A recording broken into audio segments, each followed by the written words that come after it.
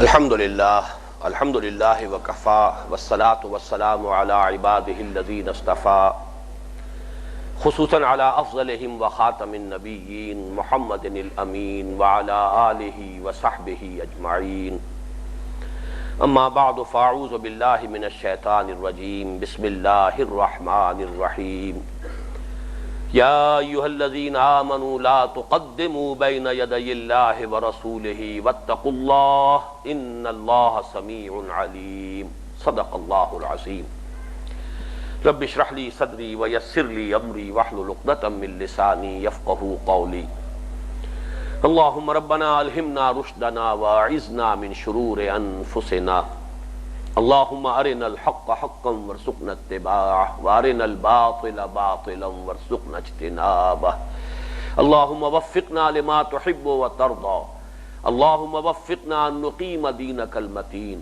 اللہم وفقنا ان نجاہد فی سبیلک باموالنا وانفسنا اللہم ارزقنا شہادتا فی سبیلک آمین یا رب العالمین۔ گزشتہ نشست میں سورہ حجرات کی پہلی آیت پر کسی قدر گفتگو ہو چکی ہے اور یہ عرض کیا جا چکا ہے کہ یہ آیہ مبارکہ اسلامی ریاست کے دستور کی دفعہ نمبر 1 کی حیثیت رکھتی ہے۔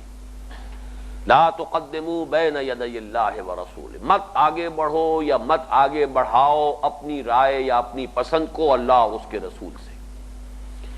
اس کی صحیح ترین تعبیر جیسا کہ میں عرض کر چکا ہوں وہ دفعہ ہے جو پاکستان کے دستور میں ہمیشہ سے موجود رہی ہے۔ پہلے وہ صرف ڈائریکٹو پرنسپلز میں تھی، اس کے بعد کچھ پارشلی آپریٹو ہوئی ہے، اس کے بارے میں تفصیلی گفتگو مجھے ابھی کرنی ہے کہ no legislation can be done repugnant to the Quran and the Sunnah۔ اس میں اب میں سب سے پہلے جو بات عرض کرنا چاہتا ہوں وہ یہ ہے کہ مثبت اسلوب کی بجائے منفی اسلوب اختیار کرنے کی حکمت کیا ہے۔ مثبت اسلوب یہ ہوگا کہ اللہ اور اس کے رسول کے قانون کی پیروی کرو، اے مسلمانوں، اے اہل ایمان، اللہ اور اس کے رسول کے احکام پر کاربند رہو، یہ مثبت اسلوب ہے۔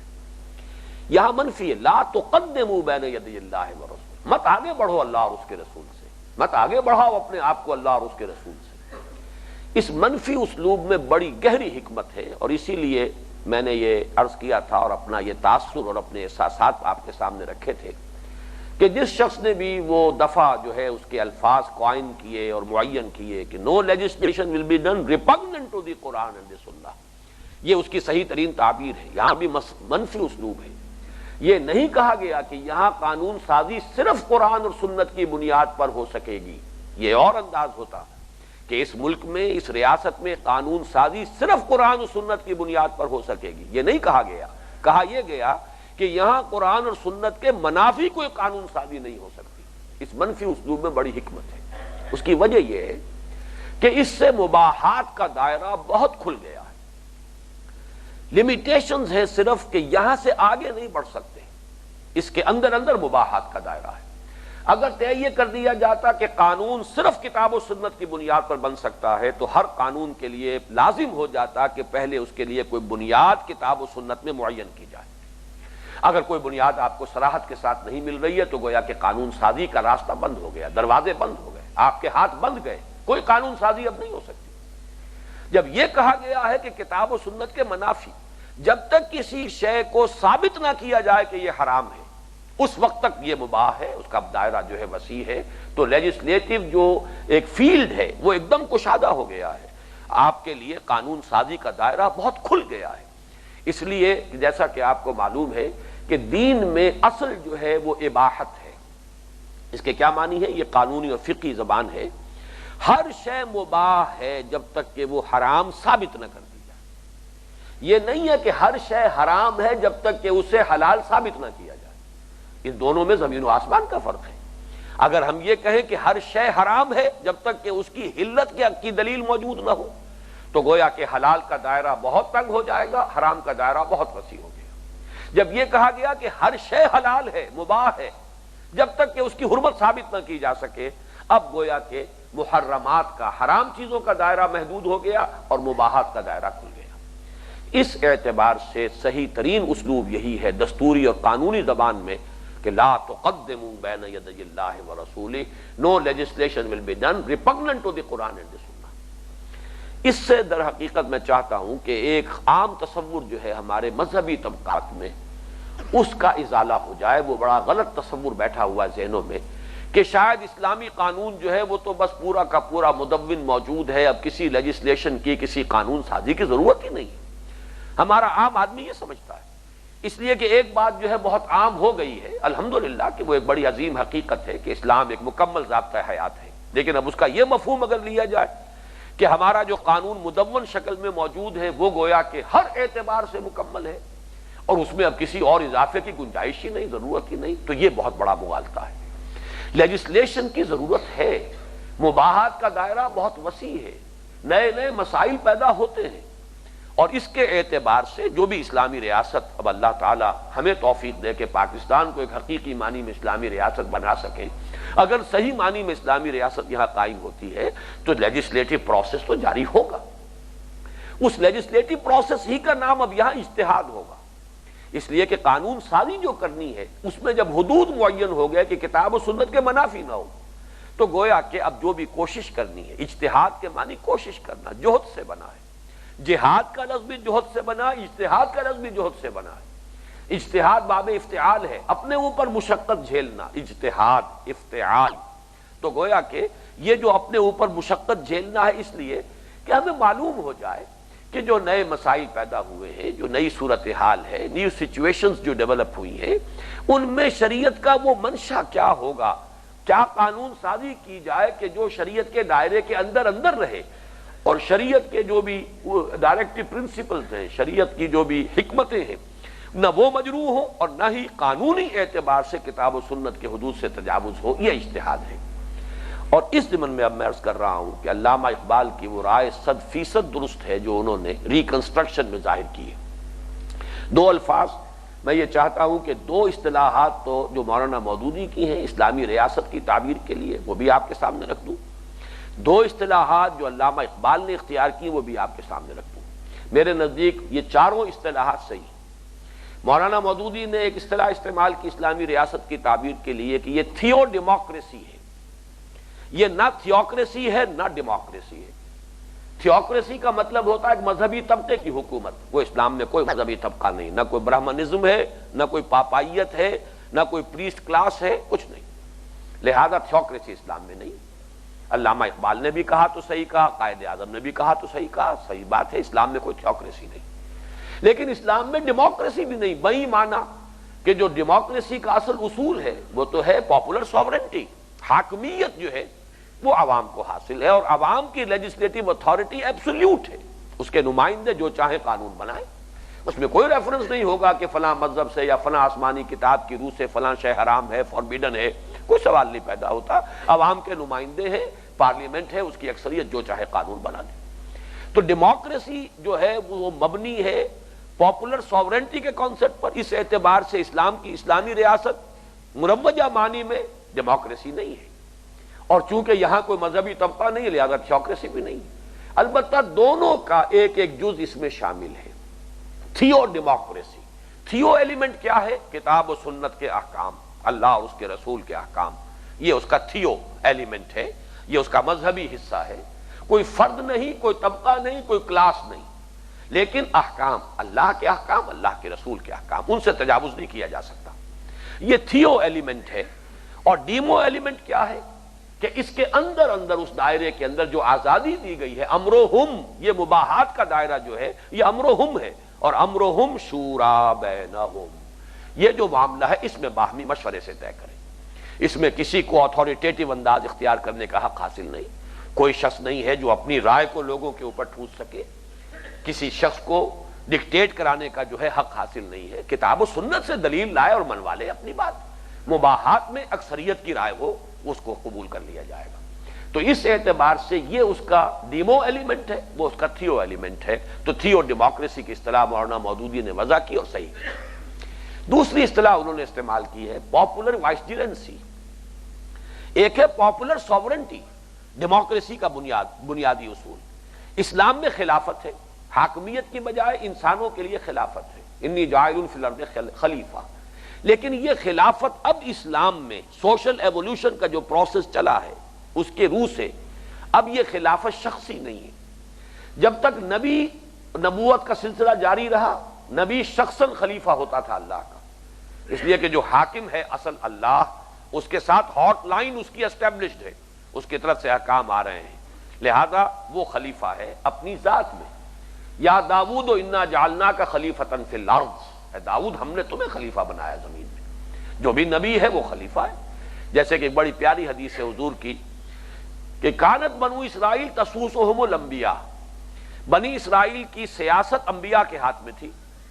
کلما ہلک نبی خلفہ نبی، جب بھی کسی نبی کا انتقال ہو جاتا تھا اس کی خلافت اس کا خلیفہ ہوتا تھا کوئی دوسرا نبی. تو یہ تار جو ہے وہاں جڑا رہا، مسلسل رہا. تو حضور صلی اللہ علیہ وسلم کے زمانے تک یہ خلافت ابھی گویا کہ شخصی ہے، انبیاء کے لیے تھی. لیکن حضور پر نبوت کے ختم ہو جانے کے بعد اب یہ پاپولر وائسرینسی ہے، یہ کامن ویلتھ ہے مسلمانوں کی. یہ خلافت اس the commonwealth of Muslims, یہ مسلمانوں کا باہمی اختیار ہے کہ وہ باہمی مشورے سے امرہم شورا بینہم، اپنے معاملات کو اپنے باہمی مشورے سے طے کر لیں. اور اس میں میجورٹی ووٹ میں کوئی حرج نہیں. جب مباحات میں سے چوز کرنا ہے، یہ بھی مباح ہے یہ بھی مباح ہے، اس میں سے چوائس کرنا ہے میجورٹی ووٹ سے کر لیجئے، کوئی حرج نہیں ہے. اس اعتبار سے یہ دو اصطلاحات. اور علامہ اقبال کی دو اصطلاحات کیا ہیں؟ ریکنسٹرکشن میں انہوں نے کہا ہے کہ ریپبلکن فارم آف گورنمنٹ جو ہے وہ اسلام کے مزاج سے بہت قریب ہے. 100% درست ہے، یہ وہی معاملہ ہے، یہ اس کا ڈیمو ایلیمنٹ ہے. امرہم شورا بینہم ہے. یہ خلافت جو ہے پاپولر ہو گئی ہے، یہ عوامی ہے، شخصی نہیں ہے، یہ لوگوں کے باہمی مشورے سے چلنے والا معاملہ ہے. تو ریپبلکن فارم آف گورنمنٹ، یہ ریکنسٹرکشن میں بہت صحیح بات کہی علامہ اقبال نے. اور دوسری بات انہوں نے یہ کہی ہے کہ اب اجتہاد تھرو پارلیمنٹ ہوگا. یہ بات بھی 100% درست ہے، لیکن اس کا ایک مفہوم وہ ہو سکتا ہے کہ جو مغالطہ آمیز ہو. میں چاہتا ہوں کہ اس کی بھی وضاحت ہو جائے. یہ نہیں ہے کہ اجتہاد کرنے کا حق جو ہے وہ پارلیمنٹ کو حاصل ہے. اگر ایسا ہوگا وہ میں بعد میں عرض کروں گا کہ پھر اس کا تقاضا کیا ہوگا. اصل میں مراد کیا ہے؟ مراد یہ ہے کہ اجتہاد کرنے کا حق تو ہر مسلمان کو حاصل ہے. باقی آپ اصول معین کریں گے، صاحب علم ہو، صاحب تقوی ہو، لیکن یہ سب ڈائریکٹو پرنسپلز ہیں. اصل میں تو ہر مسلمان کو حق حاصل ہے کہ اجتہاد کرے، لیکن کس کا اجتہاد نافذ ہوگا اس کا کون معاملہ طے کرے گا؟ نافذ تو کوئی ایک ہی اجتہاد ہوگا. ایک اجتہاد فلاں کر رہے ہیں، وہ فلاں عالم دین کا اجتہاد ہے، فلاں عالم دین کا اجتہاد ہے، فلاں دانشور جو ہے وہ اجتہاد کر رہے ہیں، فلاں مفکر اجتہاد کر رہے ہیں. سوال یہ کہ کس کا اجتہاد نافذ ہوگا، قانون کا درجہ کون سے اجتہاد کو حاصل ہوگا، اس کا فیصلہ پارلیمنٹ کرے گی، بشرطے کہ وہ مباح ہو، وہ شریعت کے حدود سے تجاوز نہ کر رہا ہو. اس کی میں سادہ ترین مثال دیا کرتا ہوں کہ فرض کیجئے کہ کہیں رشتہ کرنا ہے، آپ کو اپنے بیٹے کے لیے رشتہ تلاش کرنا ہے. اب آپ کو معلوم ہے کہ مباحات کا دائرہ کتنا وسیع ہے. ہر مسلمان عورت جو کسی کے نکاح میں نہ ہو، اور چند رشتے ہیں کہ جو محرمات ابدیہ ہیں، ان کے سوا تمام دنیا کی مسلمان عورتیں جو ہیں مباح ہیں اس کے لیے کہ ان سے وہ شادی کر سکتا ہے. مباحات کا دائرہ بہت وسیع ہے. لیکن کس سے شادی ہو بالفعل یہ باہمی مشورے سے طے ہوتا ہے. گھر والے ہیں، بڑے ہیں، بزرگ ہیں، یہ ان کے مشورے سے طے ہوگا. لیکن ظاہر بات ہے کہ یہ مشورہ یہ نہیں کر سکتے، کسی محرمات ابدیہ میں سے کسی کے لیے فیصلہ نہیں کر سکتے کہ وہ یہ طے کر لیں کہ فلاں سے شادی ہو جائے، جبکہ شریعت نے اس کو محرم قرار دیا ہو، اس کو حرام قرار دیا ہو، اس سے نکاح نہ ہو سکتا ہو. ہوگا مباحات کے اندر. اب اس میں جو عملاً سوال پیدا ہوتا ہے، میں یہ مسائل پر ذرا تفصیل سے گفتگو کر رہا ہوں اس لیے کہ یہ مسائل ہیں کہ جو ذہنوں میں بہت سا خلجان جن کی وجہ سے پیدا ہوتا ہے. یہ کون طے کرے گا کہ آیا کتاب و سنت کی حدود سے تجاوز ہو گیا یا نہیں ہو گیا؟ یہاں ہے اصل میں سارا کرکس آف دی میٹر جسے ہم کہیں گے، یا اصل جو بھی پھیر ہے یا جو ٹرکی معاملہ ہے، جو پیچیدہ مسئلہ وہ یہ ہے. اس میں بلکہ میں علامہ اقبال کی رائے سے اختلاف کر رہا ہوں. علامہ اقبال نے ریکنسٹرکشن میں سجسٹ کیا ہے کہ علماء کا ایک بورڈ ہونا چاہیے کہ جو پارلیمنٹ کو گائیڈ کرے کتاب و سنت کے بارے میں. یہ اپنی جگہ پر تو بات بڑی اچھی معلوم ہوتی ہے، لیکن سوال پیدا ہو جاتا ہے کہ اس کی حیثیت کیا ہوگی. آیا علماء کی رائے بائنڈنگ ہو جائے گی پارلیمنٹ پر؟ اگر علماء کی رائے بائنڈنگ ہو گئی پارلیمنٹ پر تو پھر تو علماء کی اصل حکومت ہو گئی. پھر یہ تھیوکریسی بن گئی. اور اگر وہ بائنڈنگ نہیں ہے تو پھر وہ ایک مشورہ ہے، پارلیمنٹ قبول کرے نہ کرے. اب اس کے بعد چیک اینڈ بیلنس پھر کون سا ہوگا؟ پارلیمنٹ نے علماء کے بورڈ کی جو سفارشات آئی رد کر دیا، قانون اپنا بنا دیا. اب آگے بھی کوئی چیک اینڈ بیلنس ہے یا نہیں؟ کسی اور جگہ کوئی قدغن ہے یا نہیں؟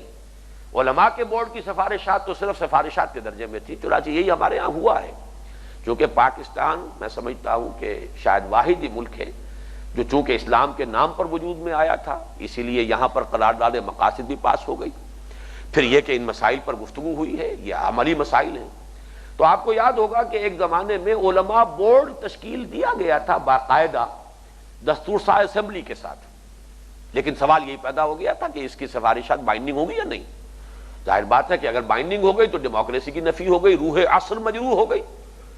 اور اگر اسے بائنڈنگ نہیں کرتے تو ان کی حیثیت جو ہے بس وہ تو فائلوں کے انبار لگتے چلے جائیں گے. جیسے کہ آئیڈیولوجیکل کونسل جو ہے جو قائم ہوئی ہمارے ہاں اور جس پر کروڑوں روپے خرچ ہوئے ہیں، اس کی سفارشات کے فائلوں کے انبار لگتے چلے گئے. ہماری جو وزارت قانون ہے اس کے دفاتر میں الماریاں بھرتی چلی گئی. ظاہر بات ہے کہ اس میں سے کوئی شے جو ہے بائنڈنگ تو ہے ہی نہیں. تو حل کیا ہے؟ اب دو ہی حل بنتے ہیں. ایک حل تو وہ ہے جسے آج بہت سے ہمارے ہاں دانشور، بعض احباب ایسے بھی کہ جو بہرحال کچھ نہ کچھ اپنی شکل اور وضع قطع کے اعتبار سے مذہبی مزاج کے لوگ بھی ہیں، لیکن بڑے کھلے ذہن کے لوگ ہیں، بہت لبرل لوگ ہیں. بعض وہ حضرات ہیں کہ جو وضع قطع کے اعتبار سے بھی وہ کوئی مذہبی لوگ نہیں ہیں لیکن دانشور تو ہیں. ان میں سمجھتا ہوں اس وقت سر فہرست جو ہے خود علامہ اقبال کے صاحبزادے ڈاکٹر جاوید اقبال ہیں. دانشور ہیں، اس ملک کے اندر ایک مسلم حیثیت کے مالک ہیں. پھر علامہ اقبال کے فرزند ہونے کے اعتبار سے ان کی حیثیت اور بھی زیادہ ہے. ان کا جو کہنا ہے کہ پارلیمنٹ ہی کو آخری اختیار ہونا چاہیے، میں اس کو ایک درجے میں تھیوریٹیکلی نظری اعتبار سے قابل تسلیم مان سکتا ہوں، بشرطے کہ پھر یہ طے کر دیا جائے کہ پارلیمنٹ میں صرف علماء جائیں گے. اس لیے کہ تو ٹیکنیکل ایشو ہے. کوئی شے کتاب و سنت کے حدود سے تجاوز کر رہی ہے یا نہیں کر رہی.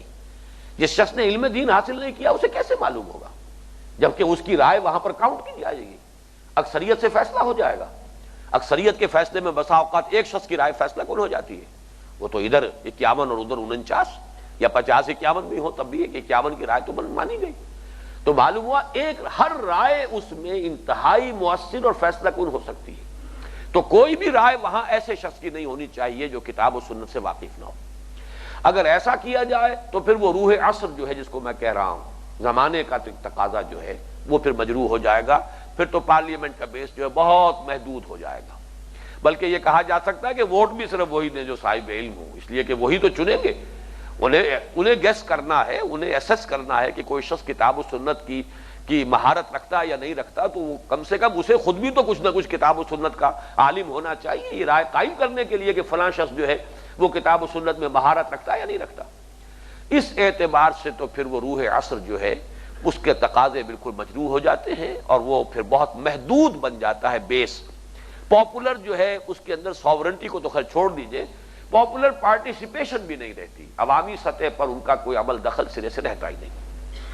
اب دوسرا راستہ ایک ہی ہے اور وہی راستہ ہے کہ جو کچھ پابندیاں لگا کر لیکن نظری اعتبار سے صحیح تھا قدم کے جو اٹھایا ہے ضیاء الحق صاحب نے، اور وہ یہ کہ یہ کام عدلیہ کے حوالے کیا جائے، ہائر کورٹس، سپیریئر کورٹس کے حوالے کیا جائے. ٹیکنیکل ایشوز ہیں، وہاں پر بال کی کھال اتاری جا سکتی ہے، ہر چیز کی ہندی کی چندی کی جا سکتی ہے، خوب بحثیں ہو سکتی ہیں، علماء جا سکتے ہیں، تمام ٹیکنیکل معاملات جو ہیں ان کو پوری طریقے سے ٹریش کیا جا سکتا ہے.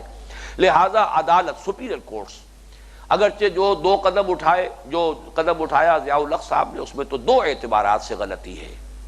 ایک تو یہ جو میں عرض کر چکا ہوں کہ پابندیاں لگا دی، اسے تو گویا کہ غیر مؤثر کر دیا، ڈیفنکٹ ہی ہو کر رہ گئی. وہ تو کچھ ایسی چیزیں کہ جن کا کوئی بھی زندگی کے معاملات میں کوئی بہت گہرا اور مؤثر جو ہے عمل دخل نہ ہو، صرف وہی دائرہ کار رہ گیا شریعت کوڈ کا.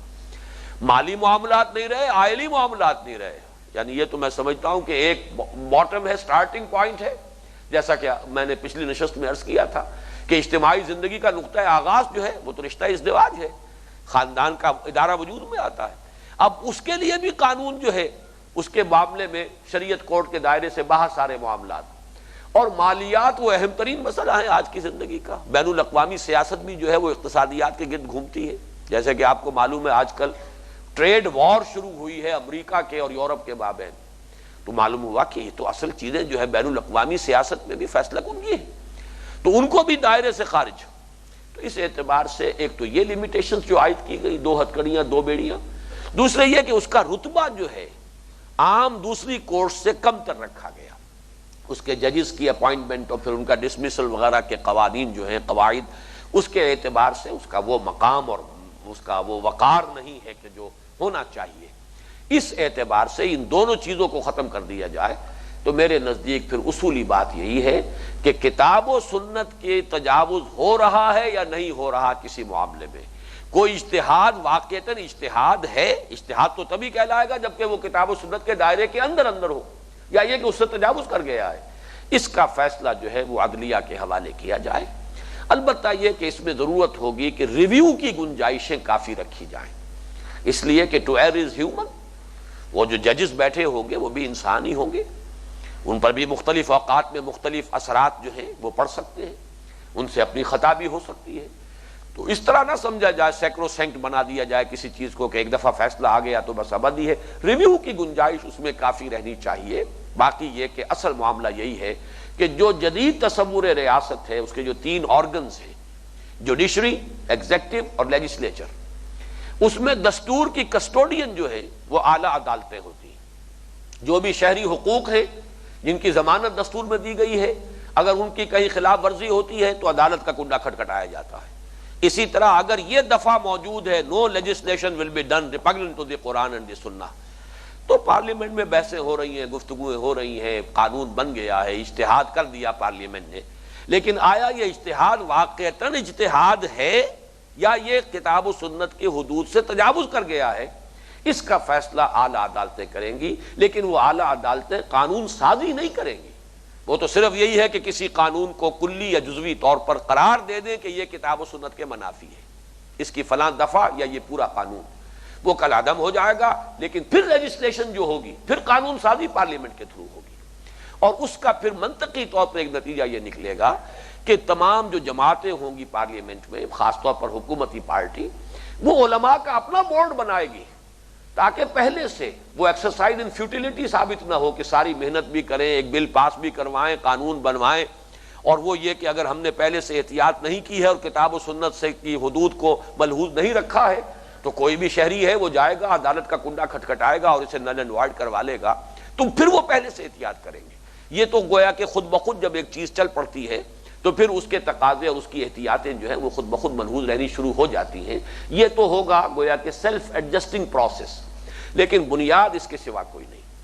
اب میں اس کے حوالے سے آپ کے سامنے قرآن مجید کی ایک دوسری آیت لانا چاہتا ہوں کہ جو اس پر میرے نزدیک نہایت پروفاؤنڈ ہے پریکٹیکل پوائنٹ آف ویو سے، دستوری اور قانونی اعتبار سے تو سورہ حجرات کی آیت نمبر 1، یا ایھا الذین آمنوا لا تقدموا بین یدی اللہ ورسولہ، لیکن اس کا آپریٹو عملی حصہ کیا ہوگا، اس کی شکل کیا ہوگی، وہ اس آیت میں ہے۔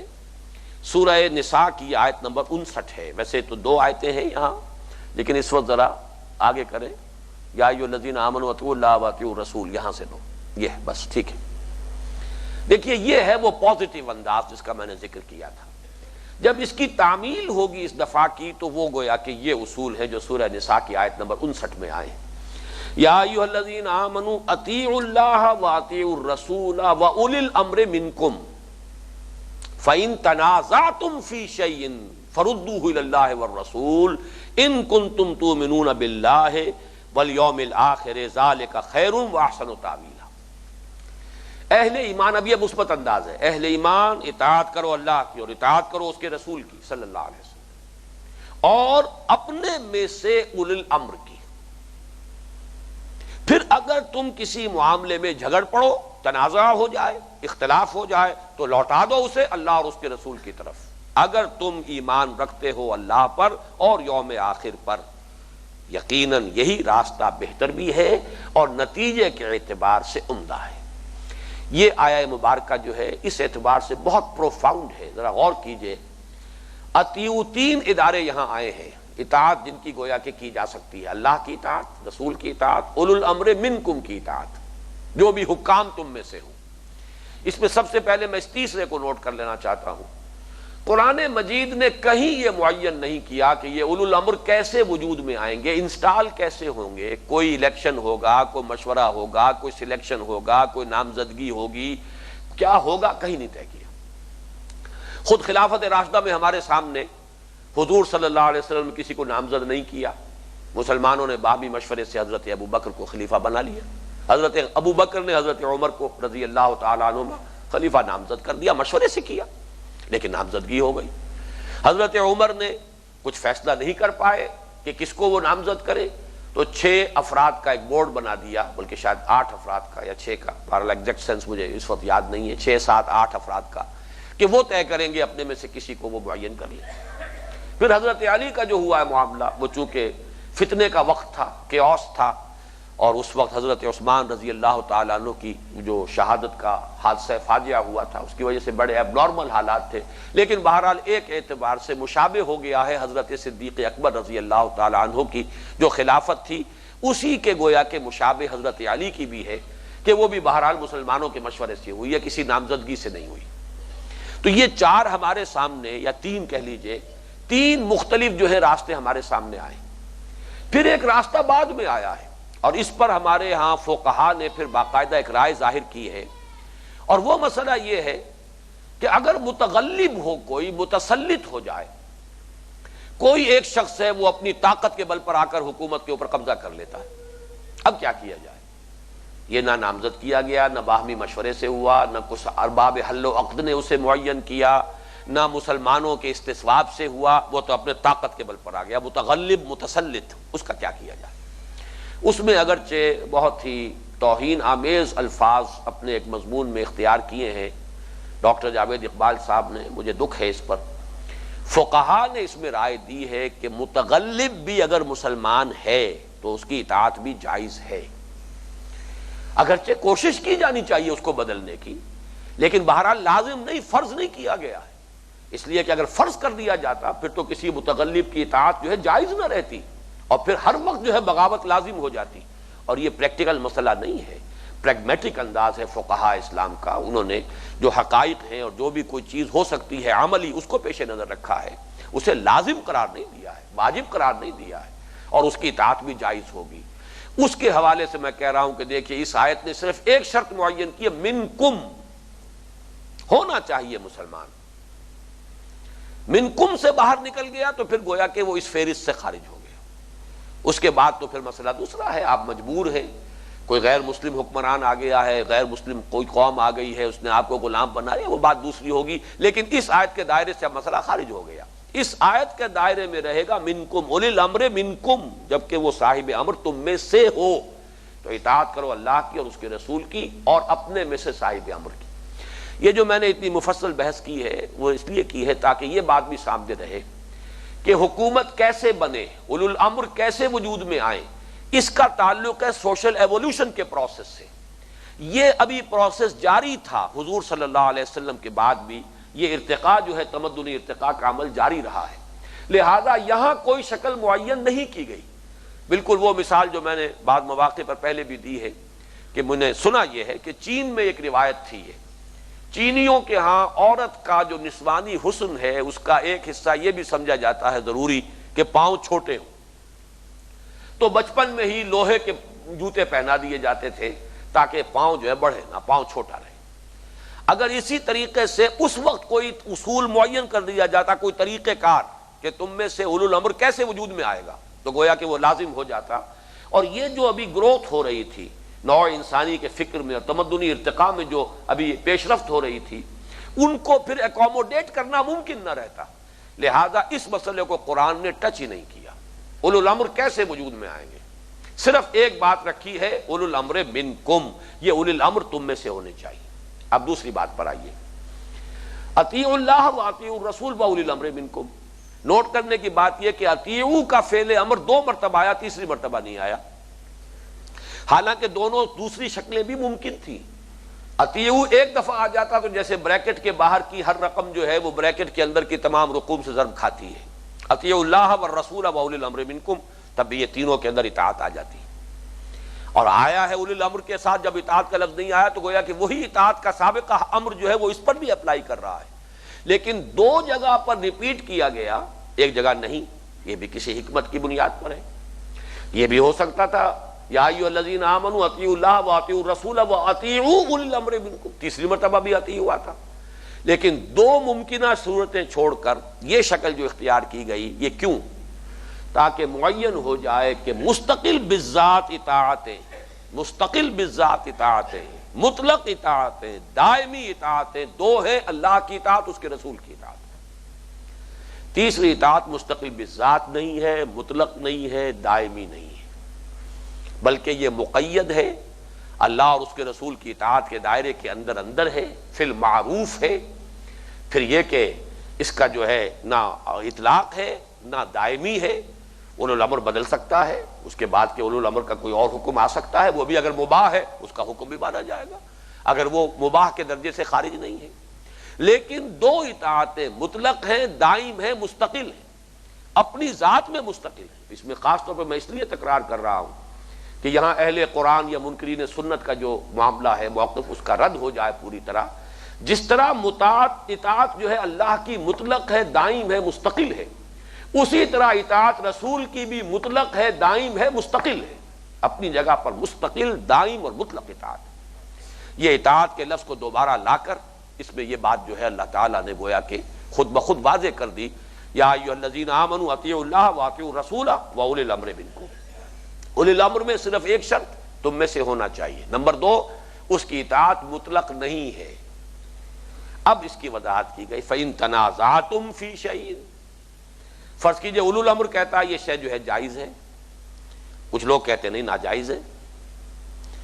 اولو الامر کہتا ہے یا کہتے ہیں یا جو بھی حکومت ہے وقت کی، چاہے وہ ایک فرد ہے، خلیفہ وقت ہے، چاہے کسی اور نظام کے تحت وہ حکومت چل رہی ہے، کوئی وہ پارلیمانی نظام ہے، وہ بھی مباحات میں ہے، اگرچہ جہاں تک جو نظام ہے جو خلافت کا وہ یقیناً جو صدارتی نظام ہے وہ اس سے قریب تر ہے، لیکن ان چیزوں کو چھوڑ دیجئے، مباح وہ بھی ہے، پارلیمانی نظام بھی مباح ہے۔ وہ تو شرط ہی صرف ایک ہے جو میں پہلی نشست میں عرض کر چکا ہوں، لا تقدموا بین یدی اللہ ورسولہ، یہ شرط واحد ہے، پوری ہو جائے تو ریاست جو ہے وہ اسلامی ریاست ہو گئی، چاہے وہ پارلیمانی ہو، صدارتی ہو، جو بھی ہو، اس میں کوئی فرق واقع نہیں ہوتا۔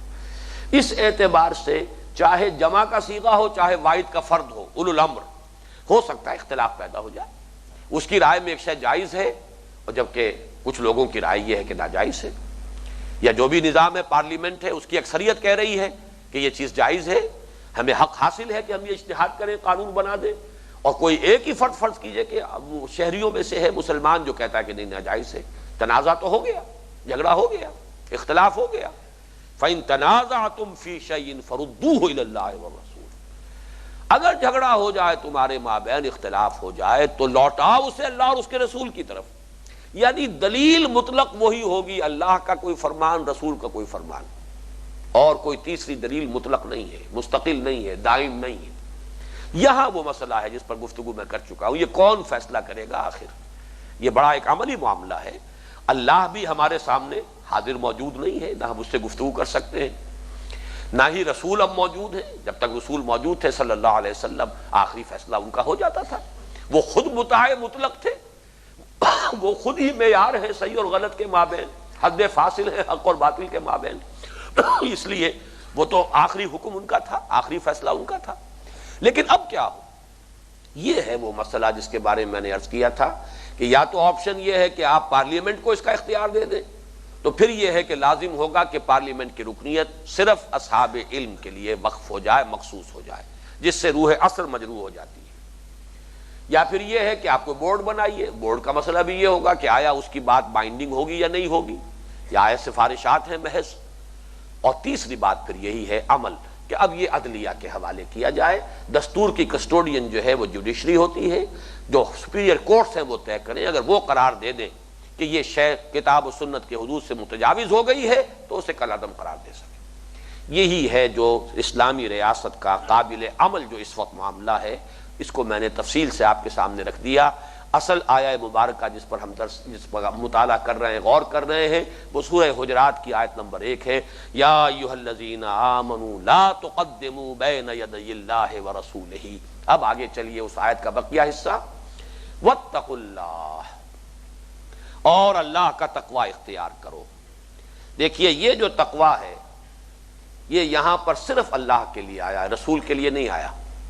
یہ غور طلب باتیں ہیں، ایک ایک حرف زیر ہر لفظ غالب چیدام میں خانہ ہے، ایک ایک لفظ جو آیا ہے گنجینہ معنی کا طلسم اس کو سمجھیو، جو لفظ کے غالب میرے اشعار میں آوے، جو لفظ آیا ہے ٹھیک آیا ہے، صحیح آیا ہے، ضروری ہے، اور اس کے جو بھی نتائج نکلتے ہیں وہ ہمیں سمجھنے چاہیے اور قبول کرنے چاہیے۔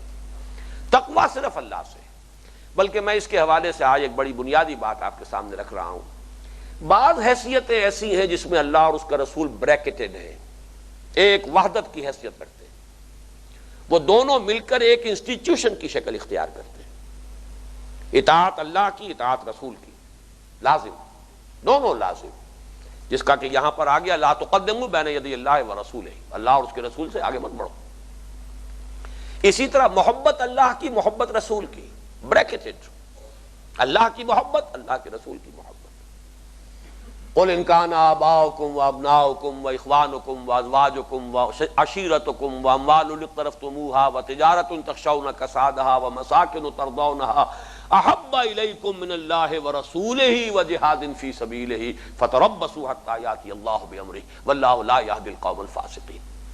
معلوم ہوا کہ اطاعت میں اللہ اور اس کا رسول ایک وحدت، محبت میں اللہ اور اس کا رسول ایک وحدت۔ بعض اور اعتبارات سے کتاب اور رسول ایک وحدت بنتے ہیں، بینہ ہونے کے اعتبار سے۔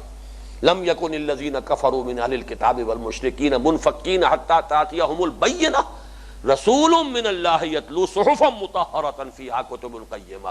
کتاب و سنت گویا کہ اس طریقے سے بینہ ہونے کے اعتبار سے بھی اور قانون اسلامی کی بنیاد ہونے کے اعتبار سے بھی بریکٹڈ ہے۔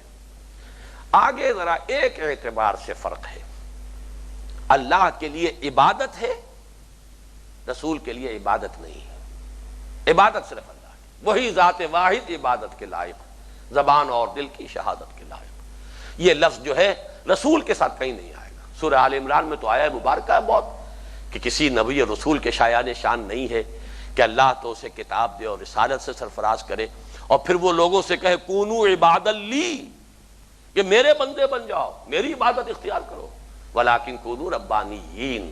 ان کی تو تمام انبیاء اور رسول کی جو دعوت رہی ہے وہ تو یہی ہے، ربانی بنو، اللہ والے بنو، اللہ کی اطاعت کرو، اللہ کی عبادت کرو۔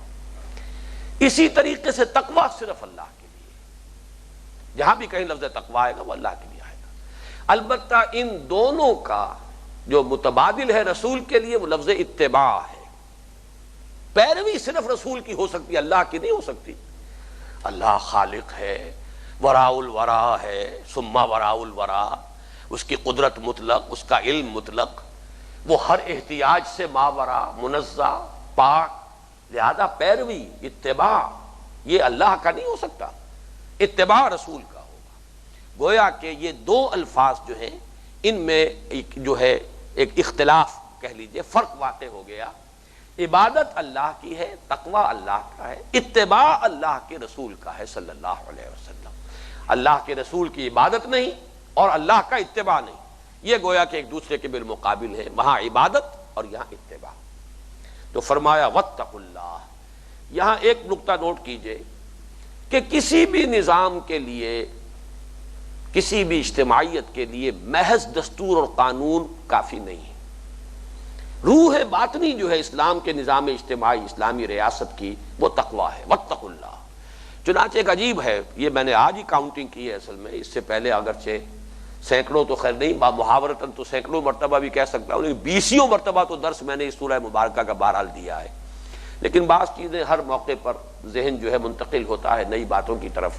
میں نے آج کاؤنٹنگ کی ہے، 5 مرتبہ یا ایھا الذین آمنوا کا صیغہ خطاب آیا ہے اس سورہ مبارکہ میں، 5 ہی مرتبہ تقویٰ کا حکم ہے، اتنی مرتبہ تکرار ہے۔ اتقو اتقو اتقو 3 مرتبہ تو صیغہ امر میں آیا ہے، 2 مرتبہ ترغیب کا انداز ہے، وہ ذرا اس کا انداز بدل گیا ہے، اسلوب بدل گیا ہے، 5 مرتبہ تقویٰ کو ایمفیسائز کیا گیا ہے۔ یہ ہدایات اپنی جگہ، یہ قوانین اپنی جگہ، یہ قواعد و ضوابط اپنی جگہ، لیکن اگر روح تقویٰ موجود نہیں ہے تو یہ تمام چیزیں صرف ایک قانونی ڈھانچے کے اعتبار سے وہ مفید نہیں ہو سکیں گی، جو مطلوبہ نتائج ہیں ان سے پیدا نہیں ہو سکتے۔ واتقوا اللہ واتقوا اللہ واتقوا اللہ، اللہ کا تقوی اختیار کرو۔ جب تک یہ روح باطنی معاشرے کے اندر موجود نہیں ہوگی، محض احکام پر عمل پیرا ہونے سے، محض قانون کی تنفیذ سے وہ تمام مطلوبہ نتائج کے جو آپ کو پسند ہیں حاصل نہیں ہوں گے۔ اور اسی سے ایک اور منطقی نتیجہ میں نکال رہا ہوں، اسلامی ریاست قائم ہو جانے کے بعد بھی یہ سمجھ لیجئے کہ اس رائے عامہ کا بیدار رکھنا، روح تقوی کو زندہ رکھنا اور لوگوں میں یہ جذبہ برقرار رکھنا کہ ہمیں کتاب و سنت پر چلنا ہے، یہ ایک مستقل عمل ہے جس کی ضرورت رہے گی۔ چنانچہ چاہے اسلامی ریاست قائم ہو چکی ہو، محض کوئی محکمہ آپ قائم کر دیں امر بالمعروف نہی عن المنکر کا، اس سے کچھ نہیں ہوتا۔ اس کا اگر حشر دیکھنا ہو سعودی عرب میں جا کر دیکھ لیجئے، ہیئۃ الامر بالمعروف والنہی عن المنکر محکمہ ہے پورا، بڑی بڑی تنخواہوں کے ساتھ لوگ جو ہے ریکروٹ کیے گئے ہیں، لیکن بالکل غیر مؤثر۔ حکومت حکومت ہے، یہ تو جب تک کہ رائے عامہ موجود نہ ہو، عوام میں روح موجود نہ ہو، کچھ لوگ ہوں اللہ والے ایسے جو اسی کے لیے جئیں اسی کے لیے مریں۔ کنتم خیر امۃ اخرجت للناس تأمرون بالمعروف وتنہون عن المنکر وتؤمنون باللہ، ایک تو پوری امت کے لیے فرمایا، اور ایک فرمایا وَلْتَكُمْ مِنْكُمْ أُمَّةٌ يَدْعُونَ إِلَى الْخَيْرِ وَيَأْمُرُونَ بِالْمَعْرُوفِ وَيَنْهَوْنَ عَنِ الْمُنْكَرِ وَأُولَٰئِكَ هُمُ الْمُفْلِحُونَ۔ اسلامی ریاست قائم ہو جانے کے بعد بھی کچھ لوگ ایسے ہوں کہ جو اس کام ہی کے لیے اپنے آپ کو وقف کریں، خیر کی تلقین کرتے رہیں، بھلائی کے حکم دیتے رہیں، برائیوں سے روکتے رہیں، وہ کسی کے تنخواہ یافتہ نہ ہوں، کسی محکمے کے ملازم نہ ہوں، وہ جو بھی کر رہے ہوں اپنے ایمان، اپنے روح تقوی کے تقاضے کے طور پر کر رہے ہوں۔ جب تک کہ یہ ایک مؤثر قوت موجود نہیں ہوگی معاشرے میں دستور و قانون کے ذریعے سے اسلامی نظام کا چلنا ممکن نہیں۔ واتقوا اللہ، اللہ کا تقوی اختیار کرو۔ ان اللہ علیم خبیر، یقیناً اللہ تعالیٰ سب کچھ جاننے والا اور باخبر ہے۔ یہ گویا کہ تقوی کی روح کو زندہ رکھنے کے لیے اللہ تعالیٰ کی جن صفات کو ہمیں پیش نظر رکھنا ضروری ہے، سب کچھ سننے والا، سب کچھ دیکھنے والا، سب کچھ جاننے والا، ہر شے سے باخبر، نیتوں اور ارادوں کا جاننے والا، علیم بذات الصدور، ہر آن حاضر و ناظر، یہ اس کی صفات اگر مستحضر رہیں گی تو گویا کہ تقوی جو ہے وہ بھی قائم رہے گا، یہ روح جو ہے برقرار رہے گی۔ یہاں میں سمجھتا ہوں کہ ایک حصہ ہماری سورہ مبارکہ کا جو حصہ اول ہے اس میں ایک ستون کا بیان مکمل ہوا ہے، یعنی دستوری اور قانونی ستون جو ہے، لا تقدموا بین یدی اللہ ورسولہ واتقوا اللہ ان اللہ سمیع علیم۔ دوسرا ستون جو ہے اس کے بارے میں اس وقت جو بھی تھوڑا سا وقت رہ گیا ہے میں صرف تعارف کروا دینا چاہتا ہوں۔ دوسرا ستون جو میں نے عرض کیا تھا کہ جو اصول اور بنیاد ہے اسلامی ریاست کی، حیات اجتماعیہ کی، مسلمانوں کی حیات ملی کی، جس کا تعلق تہذیب اور ثقافت سے۔ تہذیب اور ثقافت کا تعلق ہوتا ہے انسان کے جذبات کے ساتھ، احساسات کے ساتھ۔ اس کے لیے جو مرکزی شے ہے وہ ہے رسول کی محبت، رسول کا اتباع، رسول کا ادب۔ اس میں جو شے فرق جو نوٹ کرنے کا ہے وہ یہ کہ جہاں تک رسول کی اطاعت ہے وہ تو پہلی بنیاد میں شامل ہے، اطیعوا اللہ واطیعوا الرسول، یہ تو قانونی اور دستوری بنیاد ہے، یہ تو دستور کی دفعہ اول میں شامل ہے، لا تقدموا بین یدی اللہ ورسولہ۔ یہاں اب رسول کی اطاعت کی بات نہیں ہو رہی، رسول کا اتباع، رسول کی محبت، رسول کا ادب، رسول کی تعظیم، یہ وہ چیزیں ہیں کہ جو اسلامی معاشرے اور اسلامی حیات اجتماعیہ، مسلمانوں کی حیات ملی کے لیے تہذیب و ثقافت کی بنیاد ہے۔ اس لیے کہ جو کلچرل ہوموجینٹی ہے، جو کلچرل کنٹینیوٹی ہے اس امت کے اندر، وہ ساری کی ساری چیزیں جو ہیں حضور کے ادب، حضور کے اتباع، حضور کی سنت کی پیروی، اور وہ سنتیں وہ بھی کہ جن کا کہ حضور نے حکم بھی نہ دیا، لیکن یہ کہ اگر اس کے بغیر بھی آپ کا اتباع کیا جا رہا ہے، آپ کا ادب کیا جا رہا ہے۔ احساسات کا معاملہ یہ ہے مسلمانوں کا کہ حضور کا نام آئے اور زبانیں بند ہو جائیں، ایسا نہ ہو کہ جی ٹھیک ہے حضور نے یہ فرمایا ہوگا، میری رائے یہ ہے، یہ گویا کہ آپ نے نفی کر دی، بات ہی ختم ہو گئی۔ تعظیم کا انداز تو چونکہ بنیادی جو ہے اصول وہ یہ ہے، اس کے بعد جو آیات آ رہی ہیں ان کا سمجھنا آسان ہو جائے گا۔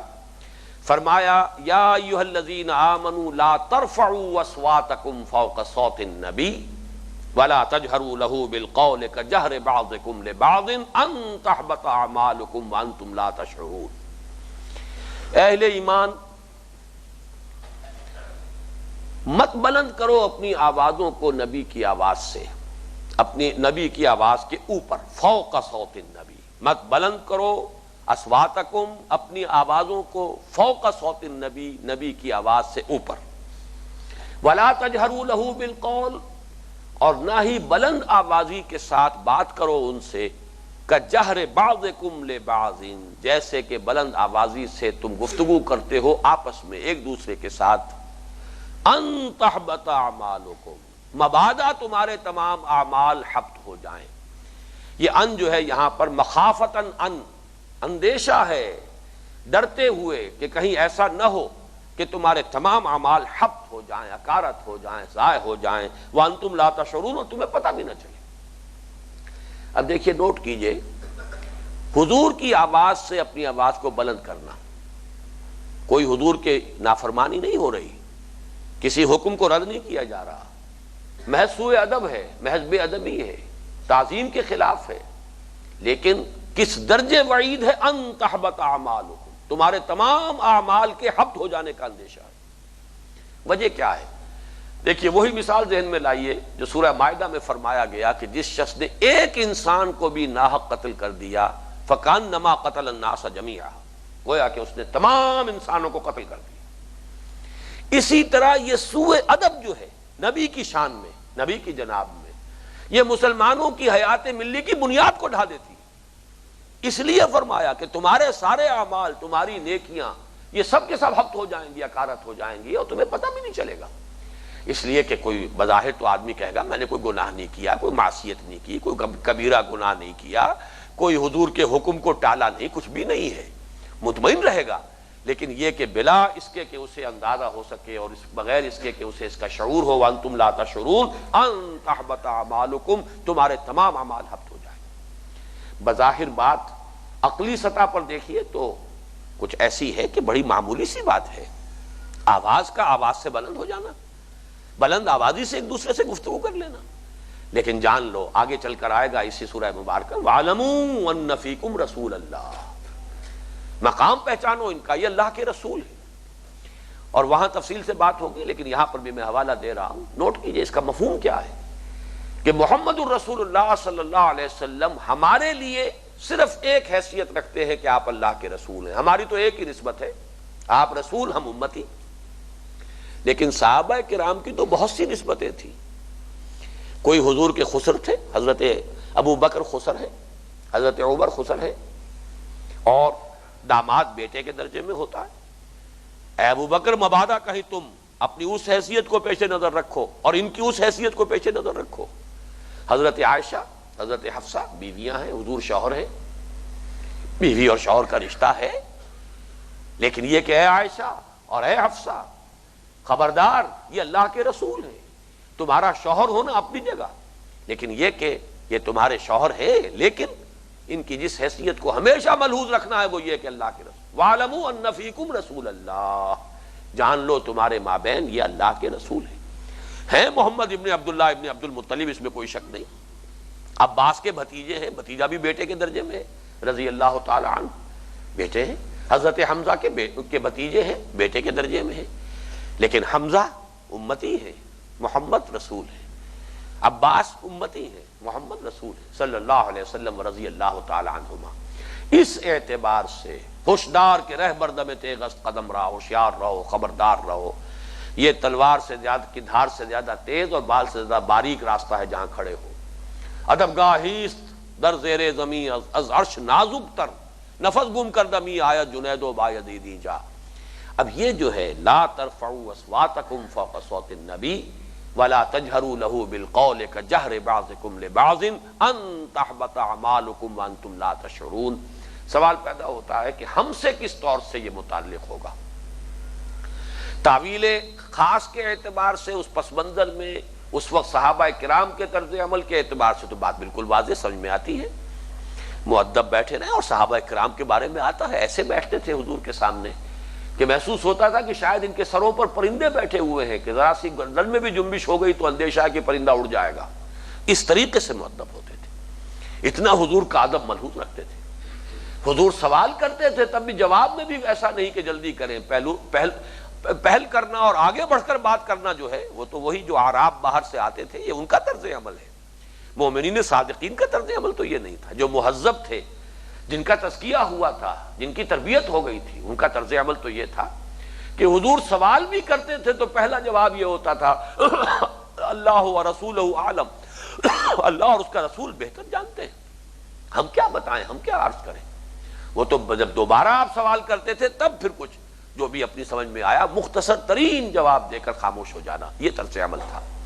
یہ طرز عمل جو ہے جیسا کہ جس پر کہ نکیر کی جا رہی ہے، یہ مومنین صادقین کا یا صحابہ کرام کی جو اصل جماعت ہے اس کا نہیں ہے،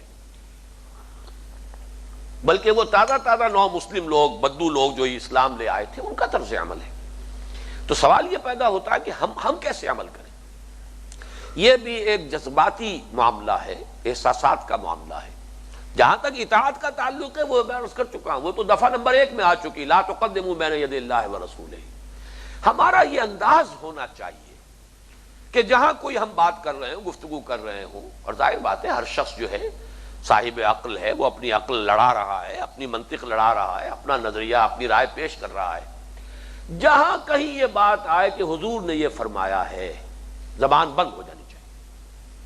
اگرچہ آگے چل کر آئے گا اسی سورہ مبارکہ میں، بعد میں تحقیق کرنے کا حق تمہیں حاصل ہے کہ حضور نے ایسا فرمایا بھی ہے کہ نہیں، لیکن اس وقت زبان بند ہو جانا لازم ہے، اس لیے کہ اب اگر آپ کی زبان جاری رہتی ہے تو گویا کہ یہ اب آپ اپنی آواز بلند کر رہے ہیں نبی کی آواز سے۔ یہ ایٹیچیوڈ، یہ طرز عمل، یہ سارا معاملہ پھر میں عرض کر رہا ہوں جذبات اور احساسات حضور کا خاموش۔ اب آگے جو ہے زبان بند ہو جائے، تالا لگ جائے، تحقیق کر لیں گے، دیکھ لیں گے فرمایا ہے نہیں فرمایا ہے، حدیث کیا ہے، اس کا پایا کیا ہے، سند کس درجے میں ہے، یہ ساری بات کی ہے۔ اس وقت خاموش ہو جانا لازم ہے۔ ایسا نہ ہو کہ اس کے بعد بھی اگر ہماری زبان جو ہے وہ بات کرتی ہے تو یہ گویا کہ اس بات کا مظاہرہ ہوگا کہ ہم اپنی رائے کو، اپنے خیال کو، اپنی پسند کو، اپنی منطق کو، اپنے عقل کو ہم گویا کہ مقدم کر رہے ہیں محمد الرسول اللہ صلی اللہ علیہ وسلم پر۔ اس کا ایک عملی مظاہرہ نظر آتا ہے آج بھی عرب کے معاشرے میں۔ آپ کو معلوم ہے کہ ویسے بھی جذباتی قسم کے لوگ ہوتے ہیں، ہر قوم کا ایک مزاج ہوتا ہے، عرب عام طور پر جذباتی لوگ ہوتے ہیں، جب لڑتے ہیں تو پھر خوب لڑتے ہیں، لیکن یہ ہے کہ بڑی اگر سخت لڑائی ہو رہی ہو کہیں دو عربوں کے مابین، یہ نقشے دیکھے ہیں میں نے تو اپنی آنکھوں سے دیکھے ہیں بعض مواقع پر، کوئی شخص صرف کہہ دے صلی علی النبی، بس اس کے بعد خاموش۔ معلوم ہوتا ہے جیسے آگ کے اوپر پانی ڈال دیا کسی، بجھ گئی آگ بالکل، صلی علی النبی، محض یہ کہہ دینا درود بھیجو نبی پر، زبانیں بند، خاموش۔ یہ پھر میں عرض کر رہا ہوں یہ ایک ہے نفسیاتی کیفیت، یہ جذباتی کیفیت ہے، یہ باطنی احساسات کا معاملہ ہے۔ اس کو اس طور سے تربیت دینا ہے، اس کی تہذیب نفس اس طور سے کرنی ہے کہ لا ترفعوا اصواتکم فوق صوت النبی، اپنی بات کو، اپنی آواز کو نبی کی آواز سے بلند نہ کرو۔ ولا تجهروا له بالقول كجهر بعضكم لبعض ان تحبط اعمالكم وانتم لا تشعرون۔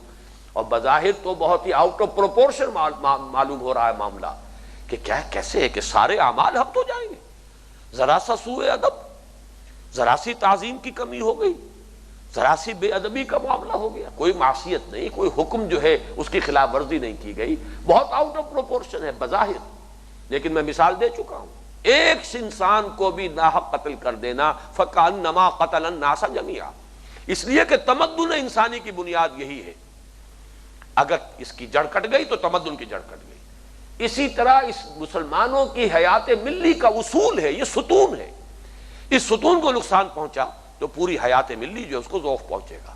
اس اعتبار سے اس کا مقام یہ ہے کہ ان تحبط اعمالکم وانتم لا تشعرون۔ یہ جیسا کہ میں نے عرض کیا ہے اس سے ہماری ثقافت وجود میں آتی ہے۔ ثقافت کا تعلق جذبات اور احساسات کے ساتھ ہوتا ہے۔ جو بات یہاں کہی گئی ہے نفی کے انداز میں یا نہیں کے انداز میں، اب اسی کو مثبت انداز میں ترغیب کے پیرائے میں فرمایا ان الذین یغضون اصواتهم عند رسول اللہ اولئک الذین امتحن اللہ قلوبهم للتقوی لهم مغفرۃ واجر عظیم۔ یقیناً وہ لوگ کہ جو پست رکھتے ہیں اپنی آوازوں کو اللہ کے رسول کے سامنے، اللہ کے رسول کے پاس، وہی ہیں کہ جن کو چن لیا ہے، جانچ پرکھ کر اختیار کر لیا ہے، اللہ نے پسند کر لیا ہے تقویٰ کی تعلیم کے لیے، تقویٰ کے لیے۔ تقویٰ انہی دلوں میں آئے گا جن کے اندر یہ ادب ہو۔ بے ادب بے نصیب، با ادب با نصیب۔ رسول کے ساتھ معاملہ یہ ہے کہ یہ ادب گاہیس در زیر زمین یا زیر آسماں از عرش نازک تر، نفس گم کر دمی آیا جنید و بایزیدی جا۔ کوئی گستاخی، کوئی بھی سوء ادب کا معاملہ نبی کی شان میں نہ ہو۔ جو لوگ یہ طرز عمل اختیار کر لیں گے، ان کے امتحان کسے کہتے ہیں؟ جانچ پرکھ۔ امتحان کے بعد پھر اگلے درجے میں طالب علم کو لیا جا رہا ہے، مزید تعلیم کا گویا کہ اسے مستحق قرار دیا جا رہا ہے، قابل ٹھہرایا جا رہا ہے کہ اب وہ آگے تعلیم میں بڑھ سکتا ہے۔ وہ لفظ استعمال کیا یہاں، امتحان اللہ قلوبہم، ان کے دلوں نے ان کے دلوں کو اللہ نے جانچ لیا ہے، پرکھ لیا ہے، جانچ پرکھ کر للتقویٰ۔ اب یہ اہل ہیں تقویٰ کے، ان کو تقویٰ کی نعمت غیر مترقبہ ملے گی، ان کو وہ دولت جو ہے عظیم دولت تقویٰ کی ان دلوں میں آئے گی۔ ان الذین یغضون اصواتهم عند رسول اللہ اولئک الذین امتحن اللہ قلوبہم للتقویٰ۔ اب دیکھیے یہاں دوسری مرتبہ آ گیا، ابھی یہ تیسری ہی آیت پر ہم ہیں اور دوسری مرتبہ تقویٰ کا لفظ آ گیا، یہاں ترغیب کا پیرایا ہے۔ آگے فعل امر بھی 2 مرتبہ آئے گا، واتقوا اللہ، اللہ کا تقویٰ اختیار کرو۔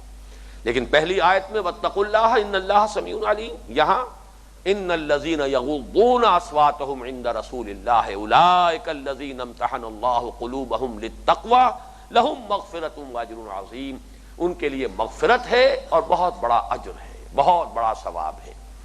اب بس 2 منٹ کے اندر یہ ایک آیت اور بھی، یہ ایک واقعہ ہے، اس میں کس کی مزید تشریح کی ضرورت نہیں ہے، وہی جیسا کہ میں عرض کر چکا ہوں کہ جو تاریخی پس منظر ہے اور اس میں تعویل خاص کے حوالے سے کہ لوگ آتے تھے جو نو مسلم تھے، نئے نئے ایمان لائے، اکھڑ لوگ تھے، وہ ادب سے بے بہرہ تھے، وہ آتے تھے تو آ کر حضور کے اب حضور کا نظام الاوقات ہے، آپ کے اپنے معمولات ہیں، بجائے اس کے کہ منتظر رہیں کہ حضور برآمد ہوں اپنی حجرے سے عام ملاقات کے لیے تشریف لائیں، اب وہ کھڑے ہو کر آوازیں دینے شروع کرتے تھے۔ ان الذین ینادونک من وراء الحجرات، بے شک وہ لوگ کہ جو پکارتے ہیں آپ کو حجروں کے پیچھے سے۔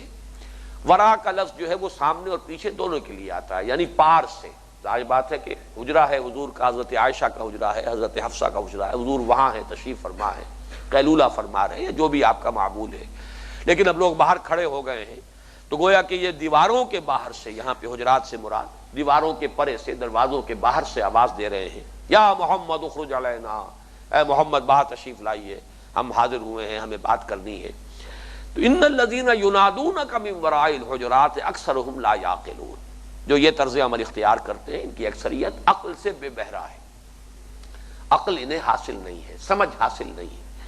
وَلَوْ أَنَّهُمْ صَبَرُوا، اور اگر انہوں نے صبر کیا ہوتا، حَتَّى تَخْرُجَ إِلَيْهِمْ، یہاں تک کہ آپ خود برآمد ہوتے، تشریف لاتے باہر اپنے معمول کے مطابق، حَتَّى تَخْرُجَ إِلَيْهِمْ، یہ سورہ نور میں بھی تفصیل سے باتیں آ چکی ہیں، بغیر اجازت طلب کیے کسی گھر میں داخل نہ ہو۔ اگر یہ کہہ دیا جائے کہ ارجعوا فرجعوا، اگر کہہ دیا جائے لوٹ جاؤ تو چلے جاؤ، اس میں برا ماننے کا کوئی حق تمہیں حاصل نہیں ہے۔